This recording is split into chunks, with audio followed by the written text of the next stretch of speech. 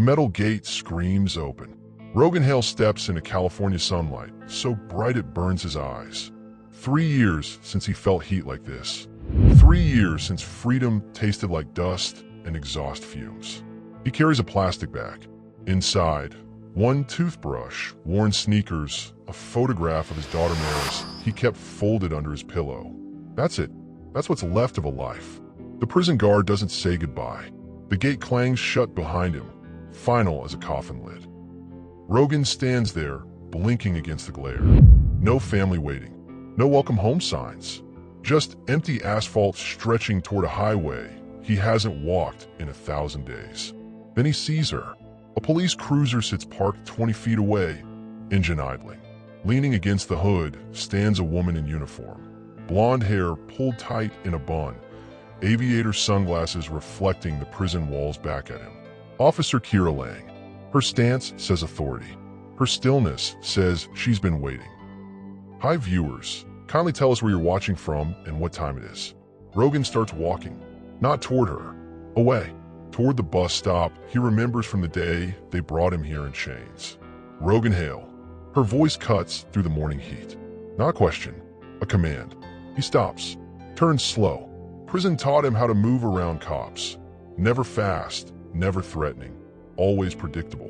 She pushes off the cruiser, boots crunching gravel as she closes the distance. Up close, she's younger than he expected. Maybe 30. Sharp jaw, eyes hidden behind those mirrored lenses, but he feels them scanning him anyway. That's me, he says. His voice sounds strange, rusty. Her gaze drops to his neck. To the tattoo there, a wolf's head he got in year 2, when hope felt like a joke and ink was the only thing he controlled. Her expression doesn't change, but something flickers. Judgment, maybe, or recognition. You know where you're supposed to be right now? She asks. Rogan shifts the plastic bag to his other hand. Bus stop, then parole office downtown. Appointments at 11. Wrong. She pulls out a notepad, flips it open. You're supposed to report within 2 hours of release. Gate opened at 8:47. It's now 8:52. She taps her pen against the paper. You're walking the wrong direction. His chest tightens. 5 minutes out, and already someone's got a reason to send him back. I was heading to the bus, he says, keeping his voice level. Same thing. Not the same thing. She starts writing. Parole terms specify immediate compliance with designated routes. You deviated. The pen scratches across paper. Each stroke feels like a nail hammering into his fresh start. Rogan clenches his jaw, wants to shout that he just walked out of hell, that maybe the world could give him 10 minutes before jumping on his back. But he's learned that arguing with badges only makes things worse. Look, he tries softer now. I didn't know. Nobody told me there was a specific route. Kira keeps writing. Ignorance isn't an excuse. The sun beats down on his shoulders. Sweat starts soaking through the white t-shirt they issued him this morning. He watches her hand move, filling out whatever violation she's documenting, and wonders if he'll even make it to the parole office before they slap an ankle monitor on him. Then she stops, pen hovering over paper. You got somebody helping you? She asks. Still not looking up. What? Family. Friends. Somebody who knows how this works. Rogan's throat goes tight. He thinks about Alana, his ex-wife, who stopped answering his letters after month 6. About Maris, his daughter, who's 8 years old now and living with strangers because the state decided a framed man couldn't be a father. Just myself, he says. Kira finally lifts her head, tilts it slightly, studying him. The sunglasses hide her eyes, but he feels the weight of whatever she's thinking. Seconds pass. Somewhere a car horn blares on the highway. Then she does something that cracks his understanding of this moment wide open. She glances down at the ticket she's been writing. Her lips pressed together. Not quite a smile, but close. Something almost soft crosses her face. If you weren't married, she mutters, quiet enough he almost misses it, I'd add my number right here. She taps the corner of the paper with her pen. Rogan freezes. Did she just? But before he can process, another voice cuts through. Male. Gruff. Lang. We got a call on 5th. Domestic. Another officer leans out of second patrol car Rogan hadn't noticed. Older guy, thick mustache and patient scowl. Kira's expression shifts instantly. Snaps back into professional coldness like a door slamming shut. She tears the ticket from her pad, holds it out to him.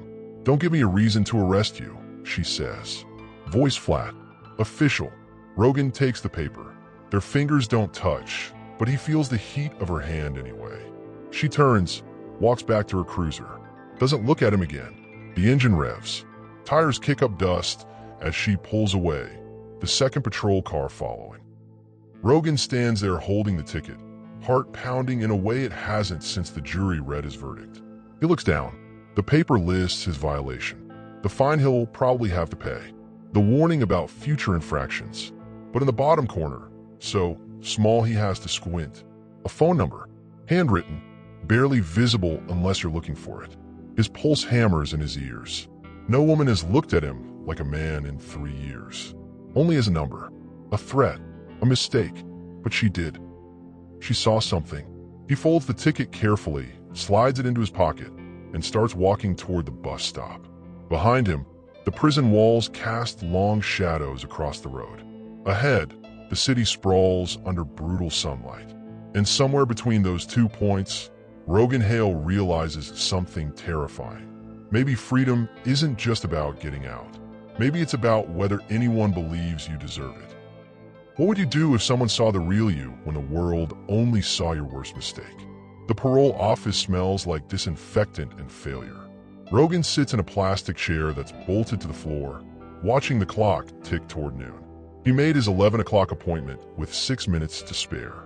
Nobody congratulated him. His parole officer is a woman named Mrs. Chunault, 50-something, tired eyes. She barely looked at him before shoving a stack of papers across her desk. "Sign everywhere there's a tab," she said. "Miss one appointment, you're back inside. Fail one drug test, you're back inside. Get caught in the wrong neighborhood, you're back inside." Questions. Rogan had 100 questions. He asked none of them. Now he sits outside her office, paperwork complete, waiting for permission to leave. Around him, other parolees fill the waiting room. Young guys mostly. A few older men who look like they've been cycling through this system their whole lives. Nobody makes eye contact. That's the rule. You don't see each other. You don't exist. His phone vibrates. Not a phone, really. A prepaid flip cell the state issued him this morning. Basic. Functional. Humiliating. He flips it open. One new message. Unknown number. His thumb hovers over the button. Prison instinct screams, don't open it. Nothing good comes from unknown numbers when you're fresh out. But he's not in prison anymore. He clicks. The message loads. Your parole terms require check-ins every 72 hours. Your file has been flagged for additional monitoring due to prior associations. Report any contact with individuals from your previous case within 24 hours. Failure to comply will result in immediate sanctions. Rogan reads it twice. Prior associations. That means Grant Calden, the billionaire who framed him, stole his daughter's future and walked away clean while Rogan rotted in a cell. The same man who still builds luxury high-rises across Southern California, who still gives speeches about community development and second chances. The same man Rogan isn't allowed to go near. He closes the phone, leans back in the bolted chair, stares at the ceiling tiles stained yellow from years of fluorescent lights. This is freedom? Hail. Mrs. Chunault stands at her doorway, holding a folder. His folder. He stands, follows her back inside. She doesn't sit. Neither does he. You got housing arranged? She asks. Motel on Crenshaw. Paid through the end of the month. Work? Looking. Try harder. She flips open his folder. You've got a construction background. That's good, but the felony's a problem. Most contractors won't touch you. Rogan's jaw tightens. I didn't do what they said I did. Mrs. Chunault looks up. Her expression isn't cruel, just exhausted. Doesn't matter what you did or didn't do, she says. Matters what's on paper. And on paper, you're a risk. So you're gonna have to work twice as hard for half the opportunities. She closes the folder. Welcome to the rest of your life. She hands him a bus pass. 30 days. Preloaded. Next appointment is Monday. Don't be late. He takes the pass. Leaves. Outside, The afternoon heat slaps him in the face. He stands on the sidewalk, watching traffic blur past, and pulls out the ticket from this morning. The phone number is still there. Small. Secret. He shouldn't call. He won't call. But he saved it in his flip phone anyway, under the name K, just in case. The bus ride back to Crenshaw takes 40 minutes. Rogan sits in the back, staring out the window at a city that looks familiar but feels foreign. New buildings, new billboards. Everything's changed. He gets off 2 blocks from the motel because the driver won't stop exactly where he needs. Fine. He's used to walking. The motel is called the Sunset Lodge. Peeling paint. Cracked concrete. A neon sign that flickers vacancy even though half the letters are dead. It's the kind of place people go when they've run out of options. Rogan pays weekly. $200 cash. The clerk didn't ask questions. That's worth the price alone. Room 14. Second floor. Window overlooks the parking lot. He unlocks the door. Steps inside. The room is what he expected. Bed. TV. Bathroom with a shower that drips. Carpet that smells like old smoke and older regrets. But it's his. He drops the plastic bag on the bed. Pulls out the photograph of Maris. She's 5 in this picture. Smiling. Missing her front teeth. Wearing the yellow dress Alana bought her for kindergarten graduation. She's 8 now. He hasn't seen her in 3 years. Rogan sets the photo on the nightstand. Sits on the edge of the bed. Puts his head in his hands. The weight hits all at once. 3 years gone. His daughter growing up without him. His name destroyed. His future a tightrope over a pit that wants to swallow him whole. And for what? Because he trusted the wrong man. Signed the wrong papers. Believed that hard work and honesty were enough. His phone vibrates again. He almost ignores it. But something makes him look. Another message. Same unknown number. You have been assigned to Federal Monitoring List 7B. This list tracks individuals connected to ongoing white-collar crime investigations. You are required to report any contact from persons of interest. Failure to do so is a federal offense. Rogan's blood goes cold. Federal monitoring. That's not standard parole. That's something else. He rereads the message. Looks for a sender. There's none. Just a string of numbers that don't trace to anything. His mind races. Why would federal agents be tracking him? He already served his time. He already took the fall for grand crimes. Unless they know. Unless they know he was framed. Unless they're building a case. And they need him alive to testify. Rogan stands. Paces the small room. His heart hammers against his ribs. If that's true, then he's not just a parolee. He's a witness.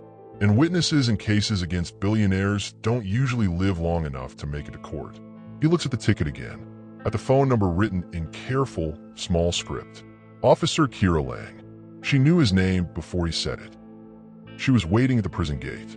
She gave him her number disguised as a violation. She's watching him. The question is why? Is protection the same thing as surveillance?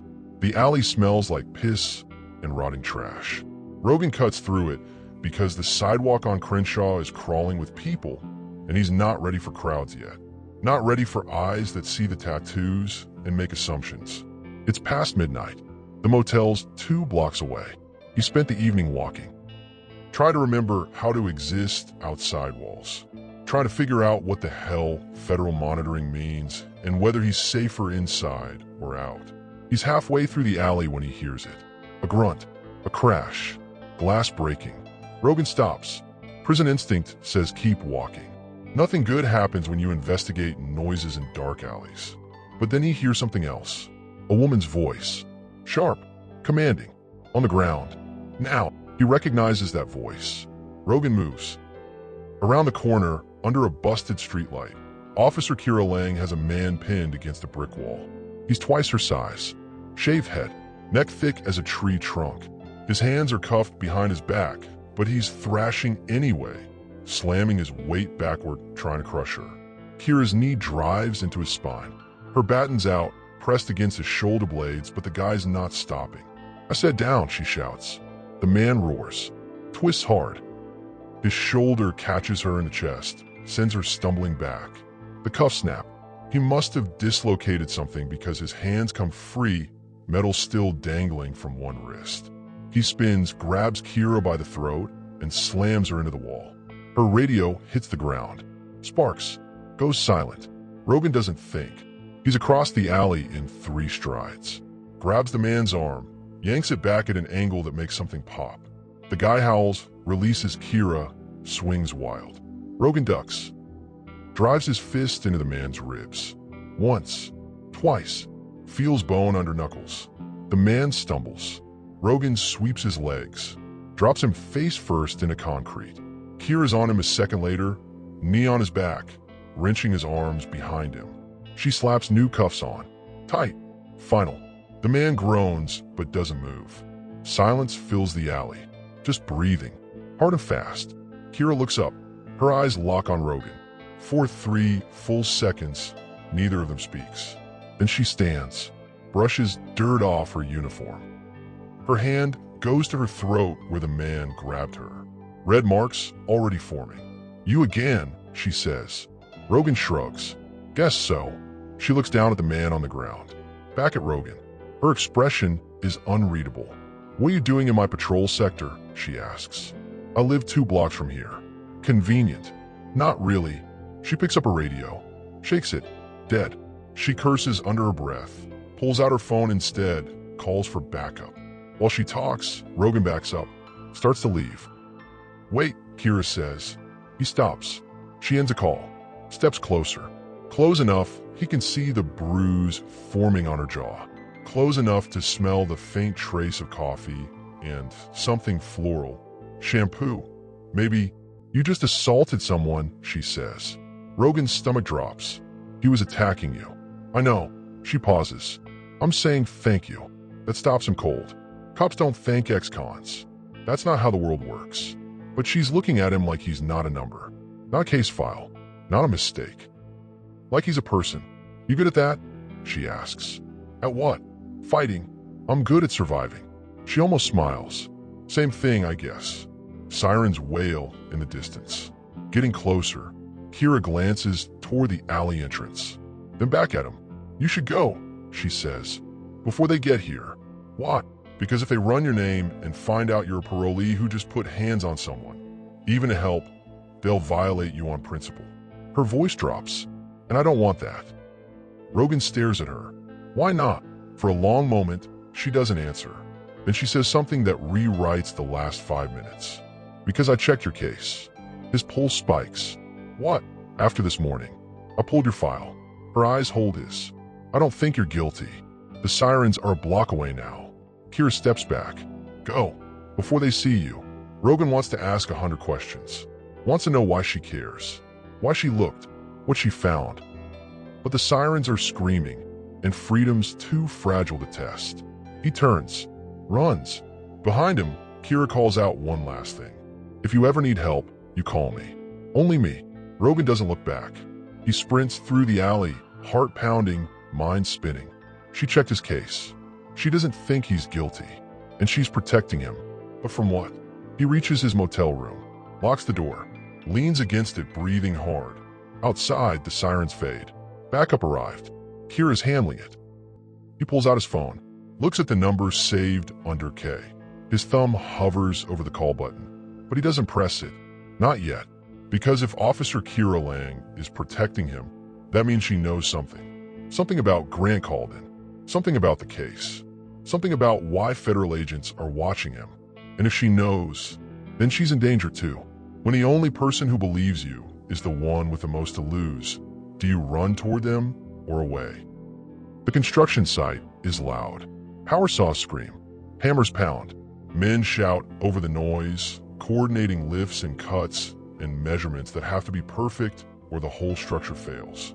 Rogan stands at the chain link fence, watching. He used to do this. He used to run crews like this. He used to be the guy calling the shots, making sure nobody died because someone rushed a calculation. That was before.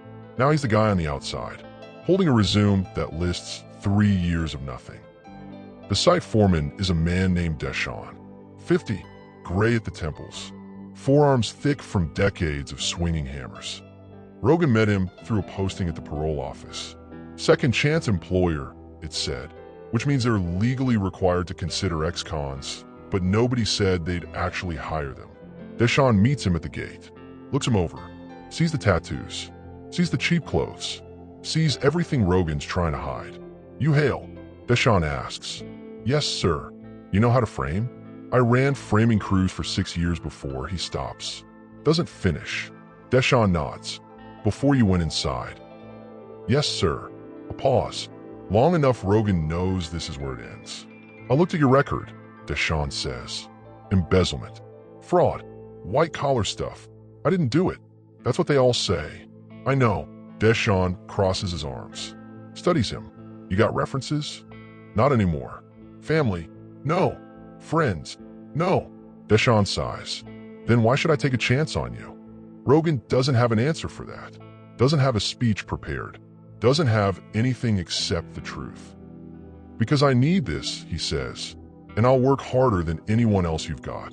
Deshawn looks past him, at the site, at the half-built frame of what's going to be an office complex. Then he looks back.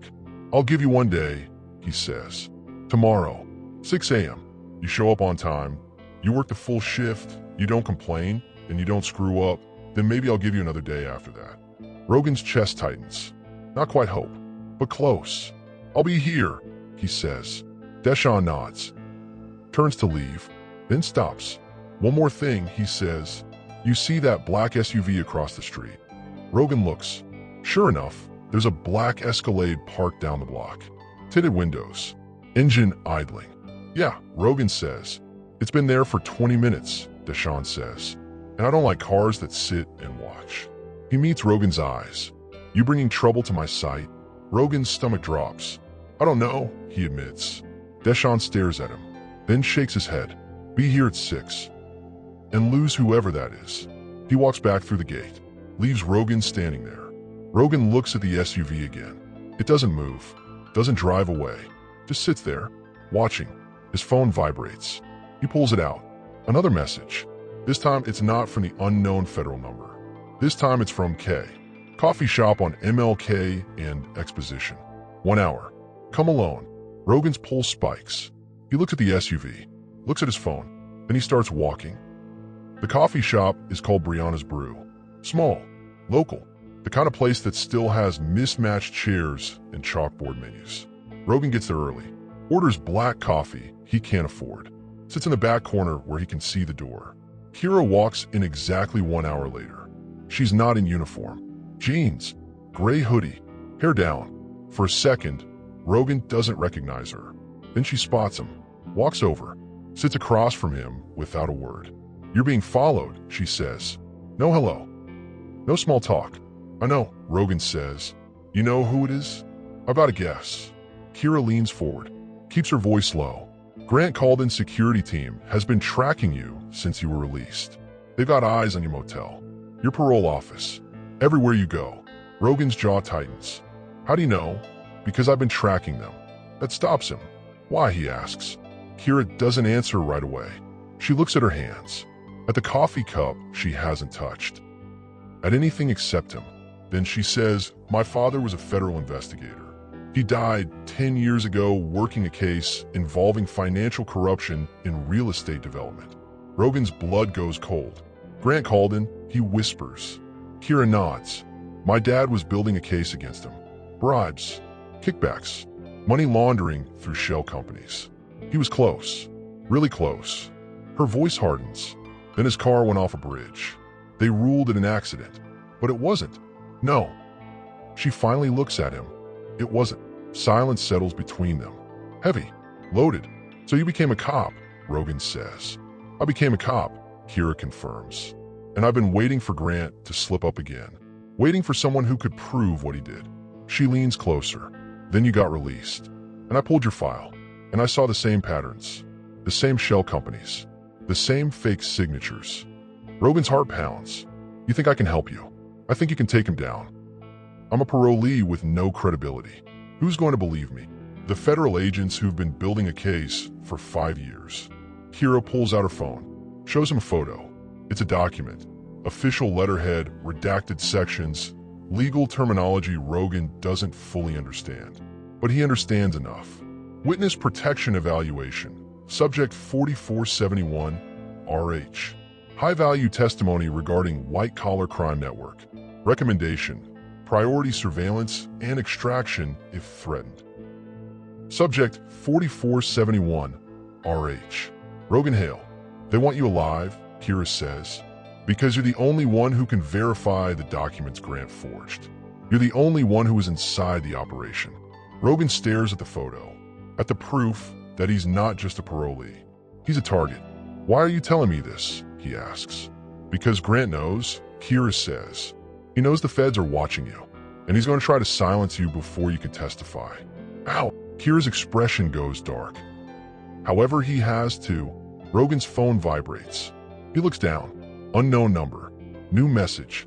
Your daughter's foster placement has been flagged for review. Relocation pending.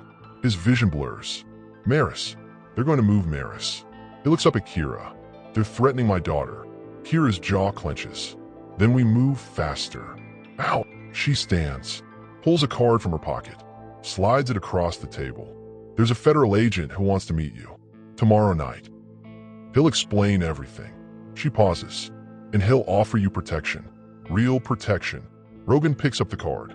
It's blank except for a phone number. What if I say no? He asks. Kira looks at him like he's already made his choice. Then Grant wins, she says, and your daughter disappears. She turns, walks out. Rogan sits there, holding the card, holding the weight of a decision that's not really a decision at all. Outside, the black SUV is still parked across the street, watching, waiting. When the people you love become weapons against you, how do you fight back without losing what you're fighting for? The job interview was supposed to be at 9. Rogan shows up at 8:45. Clean shirt, shaved, resume printed on paper he bought from a corner store. Deshawn's construction site is already buzzing. Crews moving lumber, concrete trucks backing up, the smell of sawdust and sweat. Deshawn meets him at the gate. Looks surprised he actually came. You ready? Deshawn asks. Yes, sir. Then let's see what you got. They walk onto the site. Deshawn hands him a tool belt, points to a section of framing that needs finishing. Measurements are on the plans, Deshawn says. You got 2 hours. Show me you remember how to build. Rogan straps on the belt, picks up a hammer, feels the weight of it in his hand. It's been 3 years since he held tools like this. 3 years since his hands built something instead of just surviving. He gets to work. The muscle memory comes back fast. Measuring twice, cutting once, driving nails with precision. The rhythm of construction, the logic of it, the way every piece connects to the next, it's still there. 2 hours later, the section is done. Level, square, solid. Deshawn walks over, inspects it, checks every corner, every joint. Then he nods. You're hired, he says. $7.50 an hour. Cash weekly. You work hard, that goes up. Rogan's throat tightens. Thank you. Don't thank me yet, Deshawn says. You got a long way to go before you're back to who you were. I know. Deshawn claps him on the shoulder. Be here Monday, 6 a.m. Rogan nods, walks off the site, feels something he hasn't felt in 3 years. Purpose. He's halfway to the bus stop when his phone rings. Not a text, a call. Unknown number. He answers. Mr. Hale. A woman's voice. Professional. Cold. This is Sandra Whitmore from Child Protective Services. I'm calling regarding your daughter, Maris. Rogan stops walking. Is she okay? She's fine. However, we've received notice that her current foster placement is being reviewed for potential relocation. What? I'm not at liberty to discuss the details, but I wanted to inform you that any visitation rights you're petitioning for will be delayed pending the outcome of this review. Rogan's hands shake. How long? Could be weeks. Could be months. That's not fair. Mr. Hale, fairness isn't my department. I'm simply notifying you of a status change. A pause. If you have concerns, I suggest you speak with your attorney. I don't have an attorney. Then I suggest you find one. The line goes dead. Rogan stands there, phone pressed to his ear, breathing hard. They're moving her. They're taking away his chance to see her, to prove he's still her father. And there's nothing he can do about it. Except there is. He pulls out the card Kira gave him. The federal agent's number. His thumb hovers over the call button. If he makes this call, he's committing. He's choosing a side. He's stepping into a war that could get him killed. But if he doesn't, Maris disappears. He dials. The phone rings once, twice. Then a man's voice answers. This is Agent Malik Thornton. Who am I speaking with? Rogan Hale. A pause. I've been waiting for your call. Kira said you could help me. I can.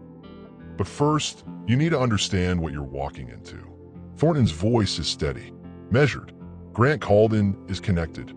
Politicians, judges, law enforcement. If you testify against him, he will come after you with everything he has. He's already threatening my daughter. I know. That's why I'm offering you protection. What kind of protection? The kind that keeps you alive long enough to put him in a cell. Rogan closes his eyes. What do I have to do? Meet me tomorrow night, 9 p.m. There's a warehouse on East Olympic. I'll text you the address. Come alone. Don't tell anyone. Not your parole officer. Not your friends. Nobody. I don't have friends. Good. That makes this easier. Thornton pauses. And Mr. Hale? If you're serious about getting your daughter back, this is the only way. The line goes dead. Rogan stands there, heart pounding, mind racing. He looks up. The black SUV is parked across the street. Same spot as before. But this time the window rolls down. A man sits in the driver's seat. Sunglasses, suit, expressionless. He lifts his hand, points at Rogan, then drags his finger across his throat. The window rolls back up. The SUV drives away. Rogan's blood turns to ice. They know he's talking to the feds. They know he's making moves. And they just send a message. His phone vibrates. Another text. Unknown number. Your daughter's hearing is scheduled for next week. If you show up, she loses it permanently. Walk away, and she gets treatment. Your choice. Rogan reads it twice. 3 times. His vision blurs. They're not just threatening him. They're using Maris, using her disability, her pain, her future as leverage. He thinks about the federal agent, about Kira, about the case files and the protection offers. He thinks about his daughter's smile, her laugh, the way she used to call him daddy before the world took that word away from her. And he makes a choice. He deletes the text. He saves Agent Thornton's number, and he starts walking, not toward the bus stop, not toward the motel, toward the warehouse on East Olympic. Because some fights you don't walk away from. Some fights you finish, even if finishing them destroys you. When the only way to save someone is to risk everything. Are you still a hero or just desperate? The envelope arrives at 6 a.m. Rogan finds it shoved under his motel room door. No postage. No return address. Just his name written in block letters across the front. He picks it up, feels the weight of whatever's inside. His hands shake as he tears it open. Photographs spill onto the bed. Maris, his daughter. Recent photos. Outside of school. Walking with a woman he doesn't recognize. Her foster mother, probably. Getting into a car. Sitting on a playground swing. Someone's been following her. Documenting her movements. Her routine. Her life. Rogan's vision blurs red. There's a note tucked between the photos. Typed. Clinical. Your daughter's hearing device malfunctioned yesterday. The audiologist says she needs immediate treatment. Cost, $42,000. Her foster family can't afford it, but we can. All you have to do is disappear. Stop talking to federal agents. Stop asking questions. Vanish, and we'll make sure Maris gets everything she needs. Fight us, and she goes deaf permanently. You have 72 hours to decide. Rogan reads it 3 times. His knuckles crack as he clenches his fists. They're not just threatening him anymore. They're using his daughter's disability as a weapon, holding her hearing hostage, banking on the fact that a father's love will break before his pride does. And they're right. Almost. He grabbed his phone, dials the number Kira gave him. She answers on the first ring. Rogan, they threaten Maris. His voice is raw, barely controlled. They're saying if I don't back off, she loses her hearing. Silence on the other end. Then, where are you? Motel. Stay there. I'm coming. Kira, I said stay there. The line goes dead. Rogan sits on the edge of the bed, stares at the photographs spread across the cheap comforter. His daughter's face smiling at him from a life he's not part of. He picks up one photo. Maris on the swing, hair in braids, wearing a purple jacket he's never seen. She looks happy. That destroys him more than anything. 15 minutes later, someone knocks. Rogan opens the door. Kira stands there in plain clothes again. Jeans, leather jacket, hair pulled back. Her eyes scan the room, then land on the photos. Jesus, she whispers. She steps inside, closes the door, locks it. When did these arrive? She asks. This morning. She picks up the note, reads it. Her jaw tightens. This is a federal crime, she says. Extortion, blackmail, threatening a minor. I don't care what it's called. I care about my daughter. Kira looks at him, really looks at him. What are you going to do? Rogan doesn't answer right away, because the truth is he doesn't know. Every choice destroys something. Walk away and Grant wins. Keep fighting and Maris suffers. There's no middle ground, no compromise. I'm meeting the federal agent tonight, he finally says. You sure? No. He looks at Maris's photo again. But I'm out of options. Kira nods slowly. Then she does something unexpected. She pulls out her own phone, shows him a photo. It's a man, 50s, gray beard kind eyes. My dad, she says. Malik Thornton Sr., he died trying to stop Grant Calden. Her voice cracks. And I've spent 10 years trying to finish what he started. Rogan stares at the photo, at the man who looks like someone's grandfather, someone's hero. The agent I'm meeting tonight is my brother, Kira finishes. Malik Thornton Jr. He took over my dad's case when he died. Everything clicks into place. You've been working together this whole time, Rogan says. Yes. Why didn't you tell me? Because if Grant found out we're related, he'd know we're building a case. And he'd move faster. She puts her phone away. But now he's threatening your daughter, which means he's desperate, which means we're close. Rogan's chest tightens. Close to what? To ending him. A phone buzzes. Not Rogan's. Kira's. She checks it. Her expression hardens. What? Rogan asks. She turns the screen toward him. It's a news alert. Breaking story. Billionaire Grant Calden announces major donation to Children's Hearing Foundation. $40 million pledged to provide free treatment for low-income families. Rogan's stomach turns. He's covering his tracks, Kira says, making himself look like a hero while threatening your daughter in private. The room feels smaller suddenly. Walls closing in. Rogan stands, paces. His mind races through scenarios, outcomes, consequences. Then his phone rings. Unknown number. He answers, puts it on speaker. A man's voice. Smooth, educated, familiar. Mr. Hale, it's been a long time. Grant Calden. Rogan's blood turns to ice. I've been thinking about you, Grant continues. About how difficult re-entry must be. How many doors close when you have a record? A pause. I want to help. I don't need your help. Your daughter does. Silence. I saw the photos, Grant says. Beautiful girl. Smart. Resilient. It would be a shame if her potential was limited by something as fixable as a hearing impairment. His tone shifts. Colder. I'm offering you a deal, Rogan. Walk away from whatever conversations you're having with certain federal employees. Forget the past. Move forward, and I'll personally ensure Maris receives the best treatment available. She'll never struggle with her hearing again. Rogan's hands shake. And if I say no, then I stop being generous. And Maris stops being my concern. Do we have an understanding? Every muscle in Rogan's body screams to reach through the phone and destroy the man on the other end.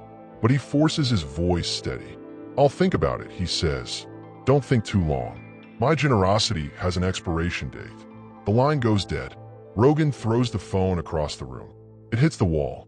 Cracks. Kira grabs his arm. We can protect her. Ow, you're a cop, not a miracle worker. Malik can move her. Witness protection. New identity. New family if necessary. She's 8 years old. She doesn't need a new family. She needs her father. Then be her father. Kira shouts back. Be the man who fights for her instead of the one who runs. The words hit like fists. Rogan's breathing slows. His vision clears. She's right. Running doesn't save Maris. It just teaches her that giving up is how you survive. And he didn't survive 3 years in prison just to teach his daughter how to quit. He picks up the cracked phone, dials Agent Thornton's number. It rings once. "I'm in," Rogan says when Malik answers. "Tell me where to be. When the devil offers you everything you want, do you shake his hand or break it?" The warehouse smells like rust and old concrete. Rogan stands in the shadows, waiting. The address Agent Malik Thornton texted him led here, an abandoned shipping facility on East Olympic. Chain link fence, broken windows, graffiti covering every surface. It's 9:15. Malik said 9 sharp. Rogan checks his phone. No signal. Whoever owns this place killed the cell towers nearby. Footsteps echo behind him. He spins. Kira emerges from the darkness. Not in uniform. Black tactical pants. Boots. A jacket that hides whatever she's carrying underneath. "You shouldn't be here," Rogan says. "Neither should you." She stops a few feet away. "But here we are." "Your brother said come alone." "My brother doesn't get to make all the rules." Before Rogan can respond, more footsteps.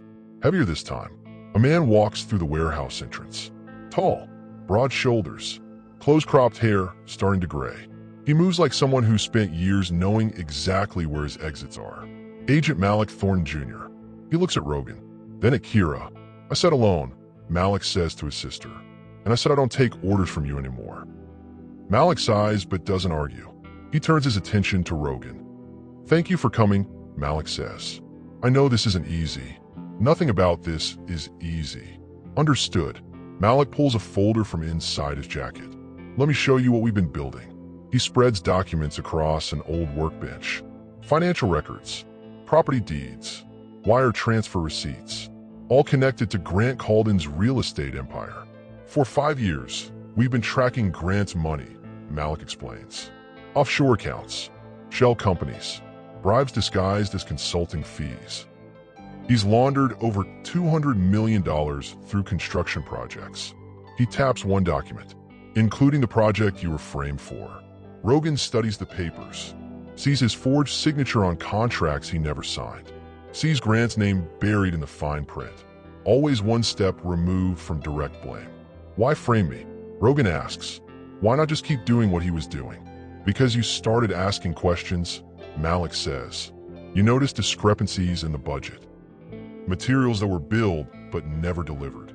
Subcontractors who didn't exist. You were about to blow the whole operation." He meets Rogan's eyes. "So Grant made you the fall guy, turned you into the criminal before you could expose him as one." Rogan's hands curl into fists.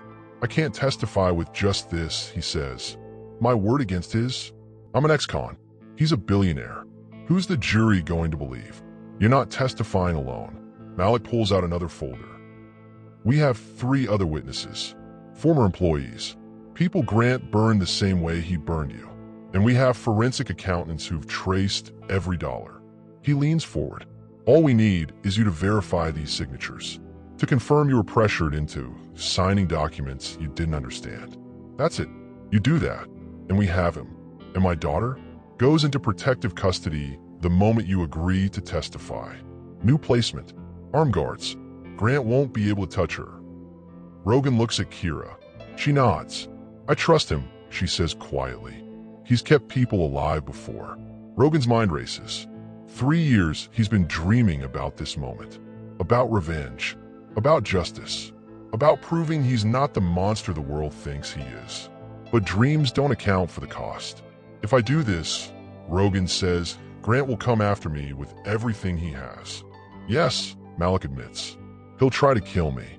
He'll try. And if he succeeds, then we lose the case. And Grant walks free." Malik's expression hardens. "But if you succeed, your daughter gets her father back. And Grant Calden spends the rest of his life in a cell." Silence fills the warehouse. Rogan thinks about Maris, about her smile, about the way she used to run to him when he came home from work, shouting daddy with a voice full of trust. He thinks about the envelope this morning, the photographs, the threat.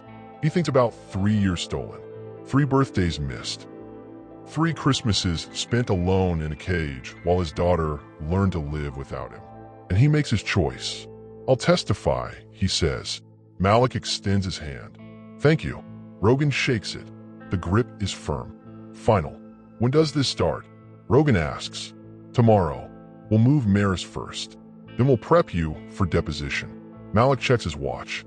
I'll have agents at your motel by a 6 a.m. pack light. You won't be going back. What about my parole officer? Already handled. You're being transferred to federal supervision. Rogan nods. It's happening. Really happening. Kira steps closer. You're doing the right thing. Doesn't feel right. Feels terrifying. That's how you know it matters. Malik starts gathering the documents. One more thing. Until tomorrow morning, stay out of sight. Don't go anywhere public. Don't talk to anyone except. Glass shatters. The warehouse window explodes inward. Rogan hits the ground. Kira pulls her weapon. Malik shouts something Rogan doesn't hear over the ringing in his ears. More glass breaks. Then footsteps. Multiple sets. Rogan looks up. 3 men pour through the broken windows. Masks covering their faces. Guns drawn. Grant's security team. They found him. Kira fires twice. 1 man drops. The others scatter, returning fire. Malik grabs Rogan. Move. Now. They run deeper into the warehouse. Bullets tear through metal and concrete. Sparks fly where shots ricochet off steel beams. Rogan's lungs burn. His legs scream, but he doesn't stop. Behind them, Kira is still firing, covering their retreat. They reach a back exit. Malik kicks the door open. They spill into an alley. A black SUV screeches around the corner. Headlights blinding. The same SUV that's been following Rogan for days. It accelerates straight toward them. Malik shoves Rogan sideways. They tumble behind a dumpster just as the SUV crashes into the wall where they were standing. The driver's door opens. A man steps out. Suit. Sunglasses, even though it's night. The same man who made the throat-slicing gesture. He raises a pistol, points it at Rogan's head. Grant sends his regards, the man says. Then Kira appears behind him, gun pressed to the back of his skull. Drop it, she orders. The man freezes. For 3 seconds, nobody moves. Then the man smiles. You're making a mistake, Officer Lang. The only mistake is yours. He drops the gun, raises his hands. Malik moves forward to cuff him. But the man's smile widens. Too late, he says. Then Rogan's phone buzzes. The cracked screen lights up with a message. Unknown number. A video file. Rogan's stomach drops as he opens it. The video shows Maris, in her foster home, sleeping peacefully in her bed. The camera zooms in on her face. Then a hand reaches in a frame, gloved, holding a syringe. The video cuts to black. New text appears. You have 10 minutes to call this off, or she doesn't wake up. Rogan's world collapses. When saving yourself means losing the only person who matters, what kind of hero does that make you? Rogan sprints, doesn't think, doesn't plan, just runs. Kira shouts his name. Malik tries to grab him, but Rogan's already gone, tearing through the alley toward the street. He needs a car, needs to get to Maris, needs to stop whatever's about to happen. The foster home is in Inglewood, 20 minutes away, maybe less if he breaks every traffic law. He reaches the main road. Traffic's light. A taxi idles at a red light. Rogan yanks the door open, jumps in. Drive, he commands. The driver, older black man, gray beard, turns around, startled. Man, you can't just. Rogan pulls out the only thing he has. The cracked phone showing Maris's video. My daughter's in danger. Please, I'll pay whatever you want. Just drive. The driver looks at the screen, at Rogan's face, at the desperation bleeding through every word. Then he hits the gas. They shoot through the intersection, weaving between cars, running red lights. Rogan's phone rings. Kira. He answers. I can't stop. Rogan, it's a trap. They want you away from us. Away from protection. I don't care. Listen to me. My daughter is dying right now. I don't care about the case. I don't care about Grant. I care about her. Silence. Then, where's the foster home? Rogan gives her the address. We're 10 minutes behind you, Kira says. Do not go inside alone. Wait for us. I'm not waiting. He hangs up. The taxi driver glances at him through the rearview mirror. You got kids? 1 daughter. Then I get it. He accelerates harder. Hold on. They reach Inglewood in 12 minutes. The foster home is a modest house on a quiet street. Lights off. No movement visible. Rogan throws $200 at the driver, everything he has, and bolts from the taxi. He runs to the front door. Locked. He pounds on it. Maris. Maris, it's Dad. No answer. He steps back, kicks the door. Once. Twice.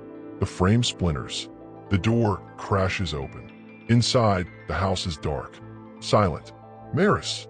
Rogan shouts. He moves through the living room. Kitchen. Hallway. Every room empty. Then he reaches the bedroom at the end of the hall. The door's cracked open. Light spilling through. Rogan pushes it wide. Maris lies in bed. Eyes closed. Chest rising and falling slowly. Relief floods through him, so intense his knees nearly buckle. She's alive. He crosses to her. Kneels beside the bed. Touches her shoulder gently. Maris. Baby, wake up. She doesn't move. Rogan's heart rate spikes. He checks her pulse. Steady but slow. Too slow. She's been drugged. He scoops her into his arms. She's heavier than he remembers. 3 years heavier. But she's still his little girl. He carries her toward the door, then stops. A woman stands in the hallway. Mid-30s. Brown skin. Hair in locks. Eyes red from crying. The foster mother. Who are you? She asks, voice shaking. I'm her father. The police said. I don't care what they said. Someone broke into this house. Someone drugged my daughter, and I'm getting her somewhere safe. The woman steps aside. They told me you were dangerous. I am. Rogan meets her eyes. To anyone who tries to hurt her. He moves past. Out the front door. Into the night. A car screeches to a stop in front of the house. Kira jumps out, gun drawn. Is she okay? Kira asks. She's breathing, but she's been drugged. Malik's car pulls up behind Kira's. He runs over. We need to get her to a hospital. No hospitals, Rogan says. Grant has people everywhere. Then where? Rogan looks at Kira. You said you could protect her. I can, but you have to trust me. Rogan's done trusting people. But right now, Kira's all he's got. Fine. They load Maris into Kira's car. Rogan climbs in back, cradling his daughter's head in his lap. Her breathing shallow but steady. Kira drives. Malik follows in his vehicle. Rogan strokes Maris's hair. Whispers to her even though she can't hear. I'm here, baby. I'm here. I'm not leaving you again. His phone buzzes. Another message. Unknown number. You chose wrong. Now everyone pays. Rogan's jaw clenches. 20 minutes later, they pull into an unmarked building. No signs. No lights. Just a concrete structure that looks abandoned. What is this? Rogan asks. Safe house. Malik says. Federal protection. Grant can't touch her here. They carry Maris inside. The interior's deceptive, sterile, modern, medical equipment set up in one room. A woman in scrubs meets them. Doctor. She examines Maris quickly. She's been given a sedative, the doctor confirms. Nothing lethal. She'll wake up in a few hours. Rogan's legs give out. He sits hard on the floor, drops his head into his hands. She's safe. For now. Kira sits beside him. Doesn't say anything. Just sits. Malik stands nearby. Phone pressed to his ear. Talking to someone in clipped, urgent tones. Minutes pass. Maybe hours. Rogan loses track. Then Malik kneels in front of him. We have a problem, Malik says. What now? Your ex-wife, Alana. Grant's team got to her. They convinced her to file an emergency custody order, claiming you're unstable, dangerous, that you kidnapped Maris tonight. Rogan's blood turns to ice. I saved her. I know. But on paper, you broke into a home and took a child without authorization. Grant's lawyers are spinning it as proof you're a threat. Malik's expression is grim. There's a warrant out for your arrest. So I'm a fugitive now. Technically, yes. Rogan laughs. It's a broken sound. So Grant gets everything. Again, not everything. Malik pulls out his phone, shows Rogan a photo. We arrested the man from the warehouse. The one who threatened you. And he's talking, giving up names. Locations. Everything he knows about Grant's operation. Malik's eyes harden. We're moving up the timeline. The grand jury hearing is in 3 days. You testify and Grant goes down. For good. And if I don't make it to the hearing, then he wins. And your daughter loses her father permanently. Rogan looks at Maris, still sleeping, still innocent, still believing the world is good. He won't let Grant take that from her. I'll be there, Rogan says. Malik nods, stands, gets some rest. Tomorrow we prep. He leaves. Kira remains. You didn't have to stay, Rogan says. Yes, I did. What? She's quiet for a long moment. Then, because my father couldn't finish this fight, and I need to know that someone can. She looks at him. I think that someone is you. Rogan doesn't know what to say to that, so he just nods. Kira stands, walks to the door, pauses. For what it's worth, she says, I don't think you're dangerous. I think you're the bravest person I've ever met. Then she's gone. Rogan sits in silence, watching his daughter breathe, and for the first time in 3 years, he lets himself believe that maybe, just maybe, this story doesn't end with him losing. Can a man destroy the monster without becoming one himself? Blood drips from Rogan's knuckles. He stands in the safe house kitchen, washing his hands in the sink. The water runs pink, then clear. It's 3 a.m. Can't sleep. Can't stop his mind from replaying the last 12 hours on repeat. Behind him, footsteps. He turns. Malik enters, looking as exhausted as Rogan feels. Can't sleep either? Malik asks. Not really. Malik pours himself coffee from a pot that's been sitting too long. Takes a sip, grimaces but drinks it anyway. I've been doing this job for 15 years, Malik says. Chasing men like Grant. Men who think money makes them untouchable. He sets the mug down. You know how many I've actually put away? How many? 4. Out of dozens. Malik's expression hardens. The system's rigged. Always has been. Rich men by lawyers. Lawyers by time. Time buries evidence. And eventually, everyone forgets. He looks at Rogan. But not this time. This time, we have something they can't buy. What's that? You. A witness who refuses to stay quiet. Rogan looks at his damaged hands. I'm not brave. I'm just angry. Sometimes that's the same thing. The coffee maker beeps. Fresh pot ready. Malik pours 2 cups. Hands one to Rogan. They drink in silence. Then Rogan's phone vibrates. The cracked screen barely functions, but the message comes through. Unknown number. Final warning. Walk away, or your ex-wife dies next. Rogan's grip tightens on the mug, nearly shatters it. Malik reads the message over his shoulder, pulls out his own phone, makes a call. Get a protection detail to Alana Hale's residence. Now, he listens. I don't care if she doesn't want it. Do it anyway. He hangs up. She hates me, Rogan says quietly. Doesn't mean you should let her die. She left me. Divorced me while I was inside. Told Maris I was a criminal. She was scared. I was innocent. Malik doesn't argue. Just drinks his coffee. The hearing's in 48 hours, Malik says. We need you sharp. Focused. Can you do that? Rogan thinks about Maris. About Alana. About 3 years of his life stolen by a man who's still free. Yeah, he says. I can do that. The next 2 days blur together. Depositions. Lawyer meetings. Reviewing documents. Practicing testimony. Malik drills him on every detail, every signature, every conversation with Grant. The defense will try to discredit you, Malik warns. They'll bring up your record, your tattoos, your prison time. They'll paint you as a liar and a thug. He leans forward. You have to stay calm. Answer the questions. Don't let them bait you into anger.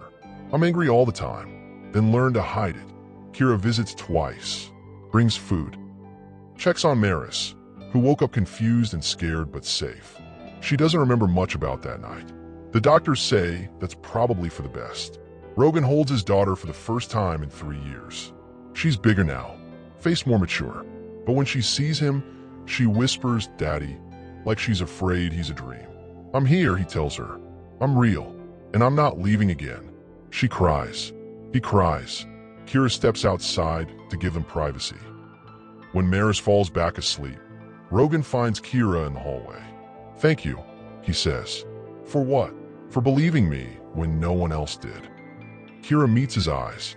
You deserve someone in your corner. They stand close. Too close. The air between them charged with something neither of them names.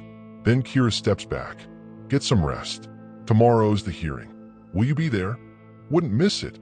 That night, Rogan dreams of the courtroom, of Grant sitting calm and collected while Rogan's world burns, of the jury looking at him with disgust, of Maris growing up ashamed of her father. He wakes gasping, covered in sweat. Malik's standing in the doorway. "It's time," he says. The courthouse is massive. Stone columns, American flags, security everywhere. Rogan wears a suit Malik provided, shaved, hair combed, try to look like someone a jury might believe. Kira walks beside him, not in uniform, as a civilian, as his friend. They enter through a side entrance, avoiding cameras, avoiding crowds. Inside, the hallways echo with footsteps and whispered conversations. Then Rogan sees him, Grant Calden, standing near the courtroom entrance, surrounded by lawyers in expensive suits, smiling, shaking hands, looking like a man without a care in the world. Their eyes meet. Grant's smile widens. He walks over. His lawyers try to stop him. He waves them off. "Rogan," Grant says warmly, extends his hand. "Good to see you." Rogan doesn't take it. Grant lowers his hand. "I want you to know there are no hard feelings. Business is business. I hope you understand that. You framed me, stole 3 years of my life, threatened my daughter. That's your perspective." Grant's tone stays pleasant.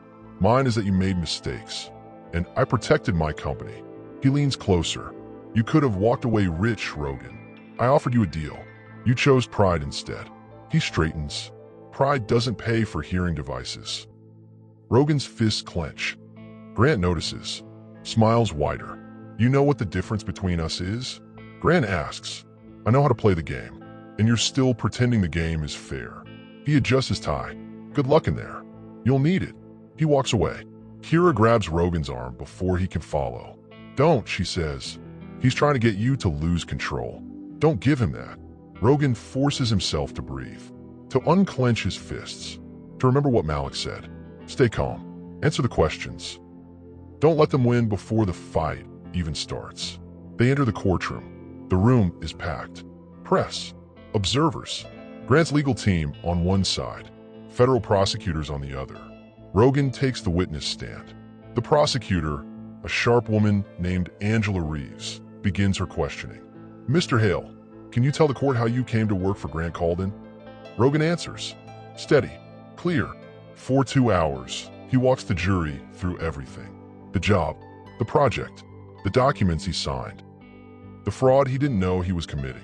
The defense cross-examines, attacks his credibility, his prison record, his tattoos, his anger. "Isn't it true, Mr. Hale, that you're here because you want revenge?" "No, I'm here because I want justice." "Justice? Or money? Didn't you recently consult with a civil attorney about suing my client?" "I consulted about getting my daughter medical treatment, by extracting a settlement, by holding him accountable. Back and forth, blow by blow." Then Angela Reeves presents the documents, the forged signatures, the shell companies, the wire transfers. "Can you verify this is your signature, Mr. Hale?" Rogan looks at the paper, at the name scrawled there that looks like his but isn't. "No," he says, "that's not my signature. Someone forged it." "And who had access to your personnel files?" Grant Calden. Murmurs ripple through the courtroom. The defense objects. The judge overrules. Angela presents more evidence. Testimony from other witnesses. Forensic analysis proving the signatures are fake. Piece by piece, Grant's empire cracks. But Grant never stops smiling. The hearing ends at 6 p.m. The judge announces the grand jury will deliberate overnight. Verdict tomorrow.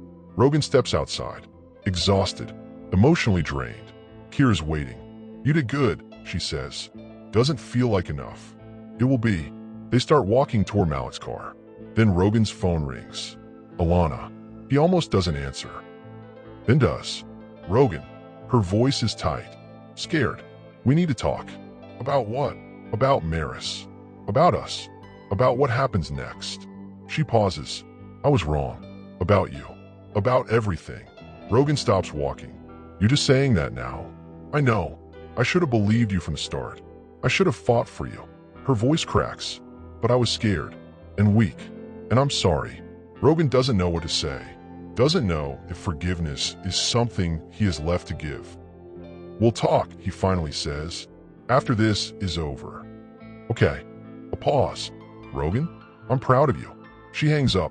Rogan stands there, phone in hand, heart heavy. Kira touches his arm. You okay? I don't know. They get in the car, drive back to the safe house. Tomorrow, the verdict comes. Tomorrow, Rogan finds out if justice is real or just another word for hope. When the world finally listens, do the scars ever really heal? The verdict comes at noon. Rogan sits in the courtroom gallery. Maris beside him, Alana on her other side, Kira behind them. The grand jury files in. 12 faces, 12 strangers holding his future in their hands. The foreman stands. On the charge of fraud and embezzlement against Grant Calden, we find sufficient evidence to proceed to trial. The courtroom erupts.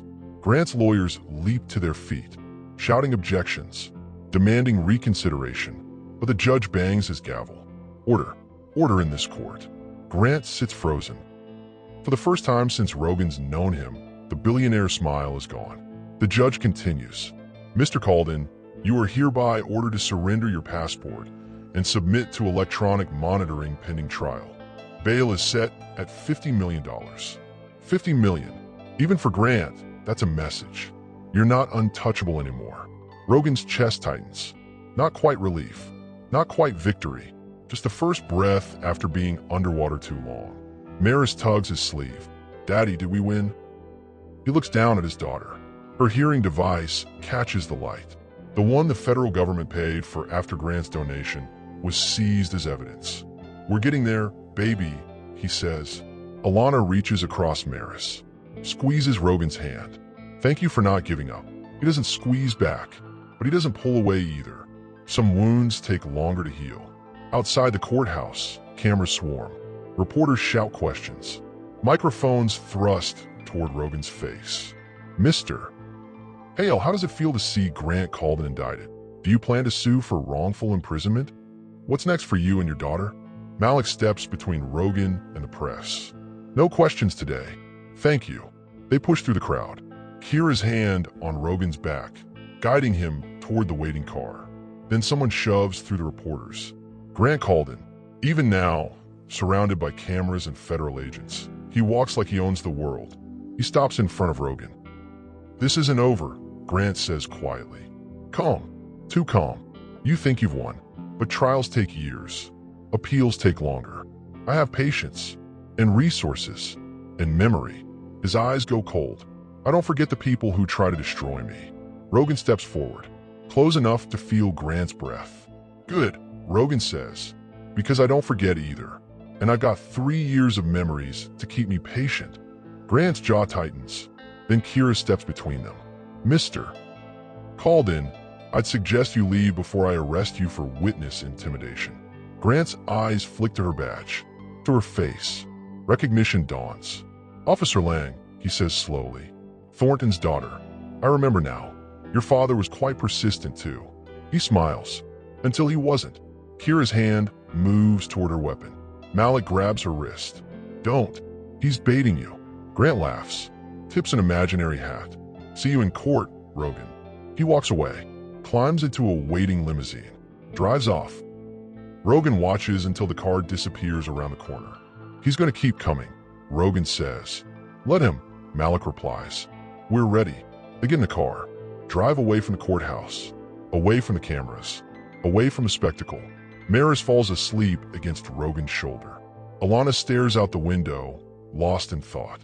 Kira sits up front with Malik, occasionally glancing back at Rogan through the rearview mirror. Their eyes meet. She smiles. Small, private. He smiles back. The safe house is temporary. Malik says they'll need protection until the trial concludes. Could be months, maybe a year. But for tonight, it's home. Rogan carries Maris inside, tucks her into bed, kisses her forehead the way he used to when she was small and the world was simple. I love you, baby girl, he whispers. Love you, daddy, she murmurs, half asleep. He steps into the hallway, finds Kira waiting. You should get some rest, she says. Can't. Too wired. Then walk with me. They step outside into the night. Cool air. Clear sky, stars visible despite the city lights. They walk in silence for a while, just breathing, existing. Then Kira speaks. That day at the prison, she says, "When I wrote my number on the ticket, you want to know why I really did it?" "Why?" She stops walking, turns to face him. "Because I saw something in you that reminded me of my father. Not the anger, not the pain, but the refusal to stay down." Her voice softens. He spent his whole career fighting people like Grant, and it killed him. But he never stopped believing that one day, someone would finish what he started. She pauses. "I think you're that someone." Rogan's throat tightens. "I'm not a hero, Kira. I'm just trying to survive. Heroes aren't born perfect. They're just people who refuse to quit when quitting makes sense." She steps closer. "You've been fighting since the moment you walked out of those gates, and you're still standing. That's heroic, or stubborn, maybe both." They stand close, the space between them charged with everything unspoken. Rogan wants to kiss her, wants to pull her close and forget about trials and threats and the war that's still coming. But he doesn't, because she deserves better than someone still putting pieces back together. "When this is over," he says, "when Grant's in prison and Maris is safe, and I'm not looking over my shoulder every 5 minutes, I'll still be here," Kira finishes. "You sure about that?" "I've been waiting 10 years to finish my father's work. I can wait a little longer for you." She squeezes his hand, then walks back inside. Rogan stands alone under the stars. For the first time in 3 years, he lets himself imagine a future, a real one, with his daughter, with a woman who sees him as more than his mistakes, with work that means something and nights that don't haunt him. It's fragile, uncertain, one wrong move away from collapsing. But it's possible, and possible is all he needs. He pulls out his phone, the cracked screen barely functional, but it works enough to send one message. "To Agent Malik Thornton, whatever it takes. I'm in until the end." The response comes immediately. "Good. Because tomorrow, we start building the case that ends him forever."